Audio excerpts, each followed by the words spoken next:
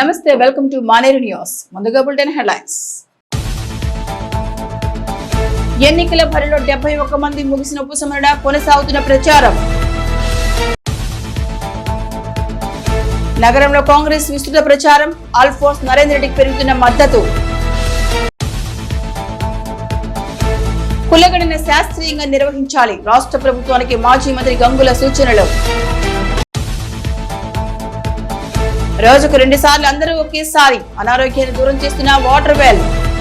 Welcome back. MLC ఎన్నికల ప్రచార పర్వం ఊపందుకుంది. మెదక్, నిజామాబాద్, కరీంనగర్, ఆదిలాబాద్ పట్టభద్రులకు 56 మంది, ఉపాధ్యాయ ఎమ్మెల్సీకి 15 మంది పోటీలో నిలిచారు. నిన్న 2 ఎమ్మెల్సీలకు 13 మంది అభ్యర్థులు ఉపసంహరించుకోవడంతో ఇక బరిలో నిలిచిన అభ్యర్థులు తమ ప్రచారాన్ని ముమ్మరం చేశారు. ప్రధానంగా కాంగ్రెస్, బీజేపీ, బీఎస్పీ అభ్యర్థులతో పాటు రవీందర్ సింగ్ కి మధ్య పోటీ నెలకొనే అవకాశాలున్నాయి. ఎమ్మెల్సీ ఎన్నికల ప్రచారం ఊపందుకుంది. మెదక్, నిజామాబాద్, కరీంనగర్, ఆదిలాబాద్ పట్టభద్రులు టీచర్ ఎమ్మెల్సీ ఎన్నికలకు ఈ నెల 3 నుండి 10 వరకు నామినేషన్ల స్వీకరణ, 11న పరిశీలన, 12, 13 2 రోజులు ఉపసంహరణ ప్రక్రియ ముగిసింది. ఈ నెల 25 వరకు ప్రచారం కొనసాగుంది. 27న ఉదయం 8 గంటల నుండి మధ్యాహ్నం 4 గంటల వరకు పోలింగ్, మార్చి 3న కౌంటింగ్ నిర్వహించనున్నారు. మెదక్, నిజామాబాద్, కరీంనగర్, ఆదిలాబాద్ పట్టభద్రుల, ఉపాధ్యాయుల నియోజకవర్గాల ఎమ్మెల్సీ ఎన్నికలో 13 మంది అభ్యర్థులు ఉపసంహరించుకున్నారు. ఇందులో 12 మంది గ్రాడ్యుయేట్, 1 ఉపాధ్యాయ ఎమ్మెల్సీ అభ్యర్థి ఉన్నారు. గ్రాడ్యుయేట్ ఎమ్మెల్సీ స్థానానికి గవ్వల లక్ష్మి, ఎడ్ల సాయి, కృష్ణప్రియ, కావూరి సత్యనారాయణ గౌడ్, అలగొండ కృష్ణ, హరి, నాలకంటి యాదగిరి, బడే నరసయ్య, లింగాల శ్రీనివాస్, రేకుల సైదులు, మదనం గంగాధర్, లింగం కృష్ణ, సోమగర్ నరేందర్, దారా మనోహర్ టీచర్స్ ఎమ్మెల్సీకి నామినేషన్ గవ్వల శ్రీకాంత్ ఉపసంహరించుకున్నారు.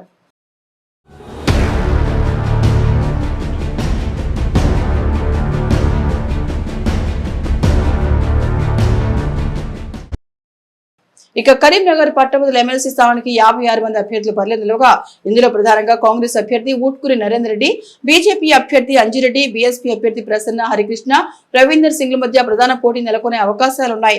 ఉమ్మడి 4 జిల్లాల పరిధిలోని ఆయా అభ్యర్థులు తమ ప్రచారాన్ని ముమ్మరం చేశారు.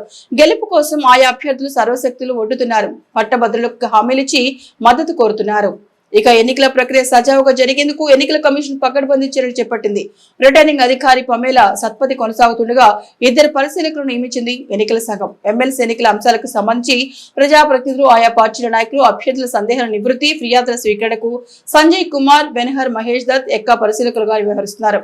కరీంనగర్, మెదక్, నిజామాబాద్, కరీంనగర్, ఆదిలాబాద్ పట్టభద్రుల బరిలో 56 మంది ఉపాధ్యాయ ఎమ్మెల్సీ పోటీలో 15 మంది అభ్యర్థులు ప్రచారాన్ని ముమ్మరం చేసిన ప్రధాన పార్టీల అభ్యర్థులు.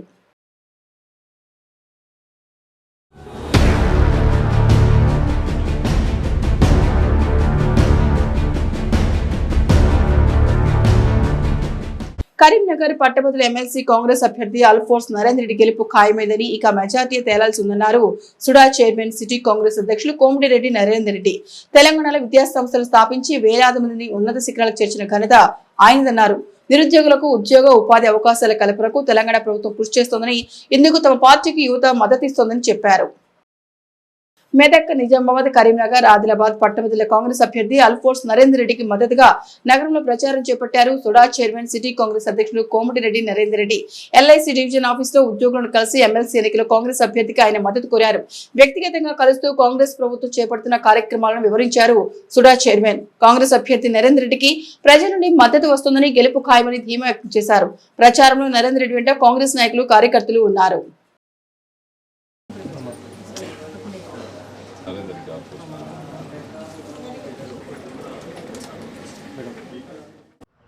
ఓటు అభ్యర్థించడానికి ఇక్కడికి రావడం జరిగింది.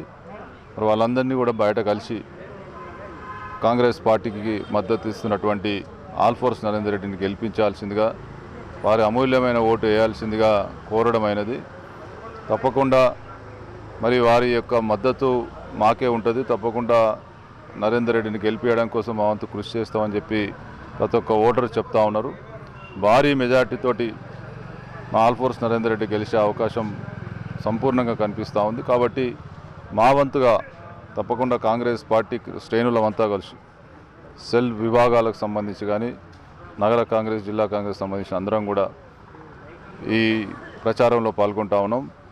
వారికి మద్దతును కోరుతూ ప్రతి ఒక్క ఓటర్ను ఐడెంటిఫై చేసి, మరి ఎక్కడ ఏ ప్రాంతంలో ఎన్రోల్మెంట్ చేసుకున్నటువంటి ఓటర్లు ఉన్నారో వాళ్ళందరినీ కూడా స్వయంగా ఇంటికి వెళ్ళి మరి అభ్యర్థిస్తాను. అందులో భాగంగా ఎల్ఐసికి సంబంధించిన ఇక్కడ మరి ఉద్యోగస్తులందరూ కూడా ఎన్రోల్మెంట్ చేసుకొని ఉన్నారు. కాబట్టి వాళ్ళను కూడా ఓటు అభ్యర్థించడానికి రావడం జరిగింది. మంచి స్పందన ఉంది. తప్పకుండా నరేందర్ రెడ్డి గారికి పూర్తి స్థాయిలో మేము మద్దతు ఇస్తూ ఉన్నాం. స్థానికుడే కాకుండా వారు విద్యా సంస్థలు ప్రారంభించి మరి ఎంతోమందిని తీర్చిదిద్ది ఉన్నత శిఖరాలకు మరి వాళ్ళను చేరే విధంగా దోహదపడ్డటువంటి నరేందర్ రెడ్డి భవిష్యత్తులో పట్టభద్రుల సమస్యల మీద పూర్తి అవగాహన ఉన్న వ్యక్తి కాబట్టి వారికే ఓటేయాలనేటువంటి సదుద్దేశంతో ఓటర్లంతా ఉన్నదని స్పష్టంగా కనిపిస్తూ ఉంది. వారు భారీ మెజార్టీతో గెలవడం ఖాయం.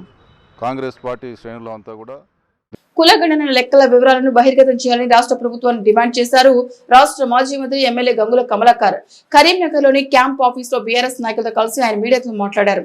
బీసీలను తక్కువగా చూపించి మోసం చేసే ప్రయత్నం జరుగుతుందని, దీనివల్ల అట్టడుగు వర్గాలు నష్టపోయే ప్రమాదం ఉందన్నారు. కేంద్ర ప్రభుత్వం చేపట్టిన ఆధార్ కార్డు, 2011లోని జనాభా లెక్కలు, ప్రస్తుత ఓటర్ జాబితా తదితర వివరాలతో ప్రభుత్వం చేపట్టిన కులగణన సర్వేను పోల్చితే ప్రభుత్వం మోసం చేస్తున్నట్టు తెలుస్తోందని తెలిపారు.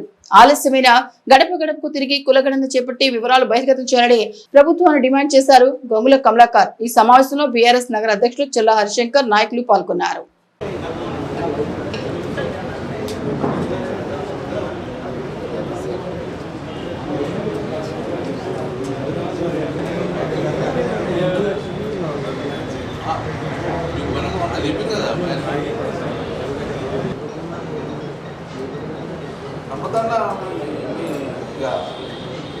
దరిద్రం పోతుంది, స్టార్ట్ అవుతుంది, రేపు పోతుంది దరిద్రంగా పేమెంట్ తీసుకుంటాం. మమ్మల్ని అన్యాయం చేస్తే సహిస్తాము, కానీ అవమానం చేస్తే సహించము. ఇది మాకు అవమానమే. ఓటర్ లిస్టులో కానీ మాకు జనాభా లెక్కలలో బీసీలకు అర్హత లేదు అని చెప్పి తీసేసినందుకు, అరే భారతదేశ జనాభా గణనీయంగా పెరుగుతుంది, గుజరాత్ జనాభా గణనీయంగా పెరుగుతుంది, యూపీ గణనీయంగా పెరుగుతుంది, తెలంగాణలో అన్ని కులాలు పెడితే బీసీ మొత్తం తగ్గుతుంది. ఇది ఎక్కడిది? ఇది ఒక్కటేగా మేము క్వశ్చన్ చేసేది. కాబట్టి దయచేసి ఇది డిమాండు. మేము ఒక పదవిలో ఉన్నాము, మా భావితరానికి అన్యాయం కాకుండా చూసుకుంటాము, మా జాతికి అన్యాయం అయితే సహించము. మీరు ఏదో గుళ్ళో చేసి పోదామంటే కుదరదు. డెఫినెట్గా ప్రజాక్షేత్రంకు సమాధానం చెప్పాలి. మీరు కులగణన రీసర్వే చేయాలి, ప్రతి ఇంటికి వెళ్ళాలి, ప్రతి ఇంటి ఆమోదం పొందిన తర్వాతనే ముసాయిదా పెట్టుకొని అన్ని అమెండ్మెంట్ తీసుకొని అమెండ్మెంట్ ఎక్కిన తర్వాతనే మీరు డెఫినెట్గా ఆ కులగణన బయట పెట్టాలి, చట్టం చేయాలి, చట్టాన్ని పంపించి ఆమోదం చేయాలి. దాని తర్వాత మేము రిజర్వేషను కామారెడ్డి డిక్లరేషన్ తర్వాత మాట్లాడతాం. ఫస్ట్ మా డిమాండ్ ఇదే, కులగణన సక్రమంగా జరగాలి, మా సంఖ్య తిరాలి, సంఖ్యాపరంగా రాజ్యాధికార సుఖం మేము కొట్టాలి. మాజీ కార్పొరేటర్ బండారు వేణుతో తనకు ప్రాణహాని ఉందని, అతని నుండి రక్షణ కల్పించాలని పోలీసులు కోరారు కాంట్రాక్టర్ మధుకర్. కరీంనగర్ ప్రెస్ భవన్లో ఆయన మీడియాతో మాట్లాడుతూ, గురువారం బండారు వేణు అనుచరులు తన ఇంట్లోకి చొరబడి కుటుంబ సభ్యులను భయభ్రాంతులకు గురిచేస్తారని పోలీసులకు సమాచారం ఇవ్వగా అదుపులోకి తీసుకొచ్చారని తెలిపారు. వ్యాపార లావాదేవీలపై కోర్టులో కేసు కొనసాగుతుండగా ఇలా భయభ్రాంతులకు గురి చేయడం సరికాదన్నారు. భవిష్యత్తులో తన కుటుంబానికి వారి నుండి ప్రాణహాని ఉందని, తమకు రక్షణ కల్పించాలని పోలీసు అధికారులను ఆయన కోరారు. నిన్న అనగా 12/2/2005 సుమారు 8:30 ఉదయాన కొంతమంది అనుచరులు నా ఇంటికి ప్రవేశించి నానా బీభత్సం సృష్టించారు. ఇది ఏంటని చెప్పేసి నేను బయటకు వచ్చి చూడగా మాజీ కార్పొరేటర్ బండారి వేణు తన ఇష్ట రాజ్యాంగ తన అనుచరులతో ఇంటికి వచ్చి నా బెడ్రూమ్లోకి వెళ్ళి అక్రమంగా చొచ్చుకెళ్లేందుకు ప్రయత్నించారు. ఇంట్లో ఉన్న మహిళలు చిన్న పాపాన్ని చూడకుండా వాళ్ళ ఇష్టానుసారంగా బెదిరియడం, ఇంట్లో భయభ్రాంతులకు గురి చేయడం జరిగింది. అలాగే అతను ఎందుకు వచ్చావనంటే నాకు ఇది రావాలి, నాకు అది రావాలి, నాకు ఈ డబ్బులు రావాలి, ఆ డబ్బులు. ఆ వచ్చిన వ్యక్తులు కనీసం నాకు ఎవరో కూడా తెలియదు, వాళ్లకు నాకు కనీసం ముఖ పరిచయం కూడా ఇంతకుముందు లేదు. అలాంటి వ్యక్తులు తీసుకొని వచ్చి ఏదో 4 వీడియోలు తీసి సోషల్ మీడియాలో వైరల్ చేద్దామని చెప్పేసి తన అధికార మదంతో ఒక మాజీ కార్పొరేటర్ అనే విర్రవీగుతూ తన ఇష్టానుసారంగా ఒక ఇంట్లోకి చొచ్చుకెళ్ళి ఇంట్లో ఉన్న లేడీస్ని చిన్న పాపనని చూడకుండా భయభ్రాంతులకు గురి చేశాడు. స్వచ్ఛమైన గాలి నీటితో అనేక జబ్బులు దూరం అవుతాయి. వీటి ప్రాధాన్యత తెలిసి కూడా నిర్లక్ష్యం చేస్తూ వ్యాధుల బారిన పడుతున్నాం. ఈ నేపథ్యంలో స్వచ్ఛమైన నీటి వినియోగంపై ప్రతి ఒక్కరికి అవగాహన అవసరం. ఈ నిర్లక్ష్యాన్ని దూరం చేసేందుకు ఉపాధ్యాయులు చక్కటి కార్యక్రమం చేపట్టి ఆదర్శంగా నిలుస్తున్నారు. టీచర్లతో పాటు ప్రతి విద్యార్థి నీటిని ఎక్కువగా తీసుకునేలా కార్యాచరణ చేపట్టారు. ఈ కార్యక్రమం మంచి ఫలితాలు సాధిస్తూ రాష్ట్రంలోని ఆదర్శంగా నిలుస్తున్నారు. ఈ పాఠశాలలో వాటర్ బిల్లు ప్రవేశపెట్టి రాష్ట్రంలోని పాఠశాలన్నిటికీ ఆదర్శంగా నిలిచిన వాయనపై మానేరు న్యూస్ ప్రత్యేక కథనం. రాజన్న సిరిసిల్ల జిల్లా తంగళ్లపల్లి మండలం జిల్లాల ప్రభుత్వ ఉన్నత పాఠశాల ఇప్పుడు రాష్ట్రానికి ఆదర్శంగా నిలుస్తోంది. ఈ పాఠశాల ప్లాస్టిక్ నిషేధంతో పాటు ఆరోగ్య సూత్రాలు పాటిస్తూ ఆదర్శంగా నిలుస్తున్నారు ఇక్కడ ఉపాధ్యాయులు, విద్యార్థులు. ఈ ప్రభుత్వ పాఠశాలలో వాటర్ బెల్ అనే సరికొత్త కార్యక్రమం చేపట్టి రాష్ట్ర వ్యాప్తంగా అందరినీ ఆకట్టుకుంది. ఒక చిన్న పనితో ఎన్నో సమస్యలను అధిగమించవచ్చని నిరూపిస్తున్నారు.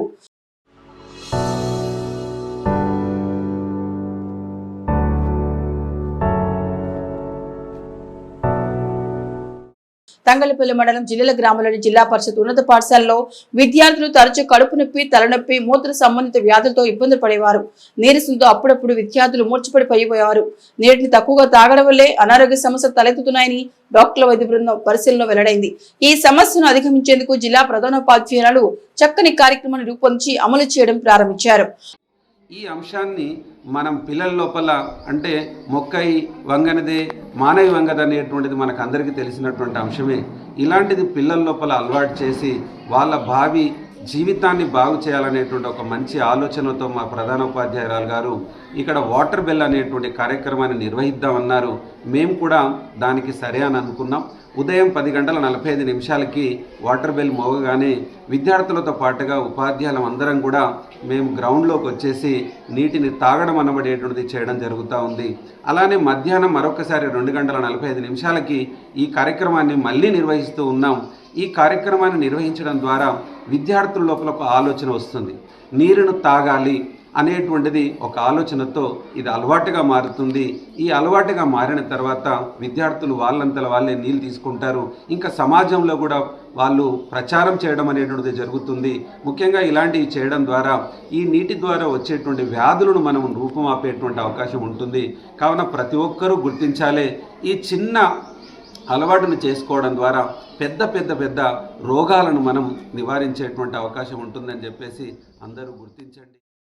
ప్రతిరోజు ఉదయం 10:45 మధ్యాహ్నం 2:45 వాటర్ బెల్ కార్యక్రమాన్ని చేపట్టారు. ఈ సమయాల్లో ప్రతి విద్యార్థి తన వద్దనున్న వాటర్ బాటిల్లో నీటిని నింపుకొని ఒకే చోట చక్కగా తాగేలా కార్యాచరణ చేపట్టారు. దీంతో విద్యార్థులకు గొప్ప మార్పు వచ్చింది. నీటిని ఎక్కువగా తాగడం వల్ల చిన్న అనారోగ్య సమస్యలు దూరం కావడంతో పాటు చురుకుగా ఉంటున్నట్లు విద్యార్థులు చెబుతున్నారు. శరీరానికి కావలసినంత నీటిని తాగడం వల్ల మంచి ఫలితాలు ఉంటాయని, వాతావరణ మార్పుల వల్ల వచ్చే ఇబ్బందులకు దూరంగా ఉండొచ్చని పాఠశాల ఉపాధ్యాయులు తెలిపారు. సరైన మోతాదులో నీటిని తాగడం వల్ల డీహైడ్రేషన్ కు గురికాకుండా ఉండడమే కాకుండా పిల్లలు అనేక రుగ్మతలకు దూరం కావచ్చున్నారు. తమ పాఠశాలలో చేపట్టిన వాటర్ బెల్ కార్యక్రమం మంచి ఫలితాలను ఇస్తోందని వారు చెబుతున్నారు. మా స్కూల్లో ఫిల్టర్ వాటర్ అవైలబుల్గా ఉంది. ఆ వాటర్ పట్టుకోవడానికి ప్లాస్టిక్ బాటిల్స్ వాడుతున్నారని చెప్పేసి దాతల ద్వారా స్టీల్ బాటిల్స్ అంటే మొత్తం మంది పిల్లలకి స్టీల్ బాటిల్స్ సమకూర్చుకోవడం జరిగింది. అంతకుముందు ఏం చేసేవాళ్ళం అంటే ఆ ఫిల్టర్ వాటర్ని స్టోర్ చేసుకోవడం కోసం బబుల్స్ వాడేవాళ్ళం. అంటే ప్లాస్టిక్ బబుల్స్ కింద ట్యాప్ ఉన్నవి వాడేవాళ్ళము. అది కూడా తొలగించాలన్న ఆలోచనతోటి మామూలుగా సోషల్ మీడియా ద్వారానే అడిగితే మన గ్రామ వాస్తవ్యులే స్టీల్ క్యాన్లు కూడా సమకూర్చడం జరిగింది. నల్ల డబ్బాలని స్టీల్ బాటిల్స్ ఉన్నాయి, స్టీల్ నల్ల డబ్బాలు ఉన్నాయి, వాటి నిండా నీళ్లు ఉన్నాయి. అయినా కూడా పిల్లలు సరిగ్గా నీళ్లు తాగడం లేదు. ఇది మా అబ్జర్వేషన్లోకి వచ్చింది. అప్పుడప్పుడు కళ్ళు తిరుగుతున్నాయని, తలనొప్పి అని, డిహైడ్రేషన్ తోటి పడిపోవడం కూడా గమనించినాం. అందరం ఉపాధ్యాయులం కూర్చుని పిల్లలకు నీళ్లు తాగడం ఒక అలవాటుగా మార్చాలి అని అనుకున్నాము. ఇన్ని వసతులు ఉన్నప్పటికీ నీళ్లు తాగకపోవడం అనేది ఒక రకంగా నిర్లక్ష్యమే అవుతుంది. ఇది మంచిది కాదు. నీళ్లు తాగకపోతే చాలా సమస్యలు వస్తాయి. వ్యక్తిగతంగా నేను ఎదుర్కొన్నాను. హార్మోన్ ఇంబ్యాలెన్స్ కానీ, కొలెస్ట్రాల్ కానీ, బీపీ కానీ ఇట్లాంటి సమస్యలన్నింటినీ తగ్గించాలంటే సరిపడా నీళ్లు తీసుకోవాలి శరీరానికి. మరి పిల్లలు మార్నింగ్ 9 నుంచి 4:30 వరకు నా దగ్గరే ఉంటున్నారు. నీళ్లు తాగకుండా ఉండడం అనేది నాకు తప్పనిపించి మా ఉపాధ్యాయులందరితో చర్చించి ఒక చిన్న కార్యక్రమము పాఠశాల పని వేళలకు వాళ్ళ క్లాసెస్కి ఇబ్బంది కలగకుండా కేవలం ఇంటర్వెల్ మామూలుగా ఇంటర్వెల్ అనేదాన్ని మన పేరు మార్చుకుందాము, వాటర్ బెల్గా మార్చుకుందాం దాన్ని. అదే సమయంలో బెల్ అవ్వగానే అందరూ నీళ్లు తాగడం ఒక హ్యాబిట్గా మార్చుకుందామని అనుకున్నాము. ప్లాస్టిక్ బాటిళ్లలో వాటర్ తాగడం ద్వారా చిన్న చిన్న పార్టికల్స్ అన్ని ఆ వాటర్లో కలిసి ఆ వాటర్ మనం తాగడం ద్వారా మనకి డిఫరెంట్ టైప్స్ ఆఫ్ డిసీజెస్ వస్తున్నాయి. ఆ డిసీజెస్ వల్ల మనకి మెయిన్గా క్యాన్సర్ అనే డిసీజ్ వస్తుంది. మనం బ్రతకాలంటే 3 అంశాలు: గాలి, నీరు, ఆహారం. రెండో ప్రాధాన్యత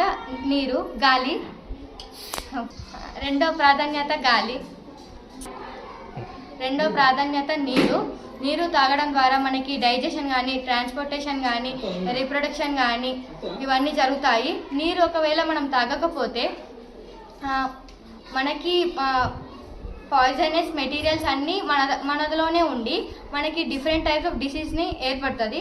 మెయిన్గా కిడ్నీస్లలో రాళ్ళు ఏర్పడడం అట్లాంటివి జరుగుతుంది. అందుద్వారా మా హెచ్ఎం మేడం గారు ఒక ఆలోచనతో దక్షిణ కాశీ క్షేత్రంగా వెలసిల్లుతున్న రాజన్న సిరిసిల్ల జిల్లా వేములవాడ శ్రీ రాజరాజేశ్వర స్వామి ఆలయంలో భక్తుల రద్దీ కొనసాగుతోంది.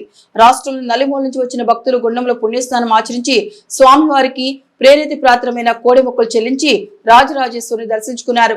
మహాశివరాత్రికి ముందు స్వామివారిని దర్శించుకోవడం ఆనవాయితీగా వస్తుంటుంది. ఇందులో భాగంగా వివిధ ప్రాంతాల నుండి వచ్చిన భక్తులు స్వామివారిని దర్శించుకుని మొక్కులు చెల్లించుకుంటున్నారు.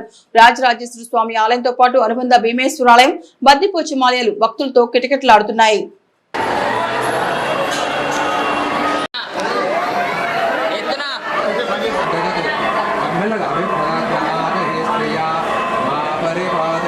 ఇక బులెటిన్ ముగించే ముందు హెడ్లైన్స్ మరొకసారి.